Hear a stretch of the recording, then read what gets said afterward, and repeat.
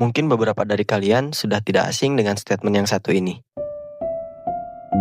Musuh terbesar itu bukan orang lain, tapi reaksi kita sendiri. Buku ini menyoroti satu hal penting. Banyak kekalahan hidup itu terjadi bukan karena situasi, tapi karena emosi yang selalu lepas kendali. Sun Tzu percaya bahwa tergesa-gesa adalah jalan menuju kekalahan. Stoik percaya bahwa penderitaan lahir dari pikiran yang tidak terlatih. Di dalam buku ini, pembaca diajak untuk berhenti, bereaksi, dan mulai mengamati. Tidak semua konflik harus dilawan. Tidak semua provokasi layak ditanggapi. Jadi, strategi hidup yang ditawarkan bukan tentang menjadi dingin, tapi menjadi sadar.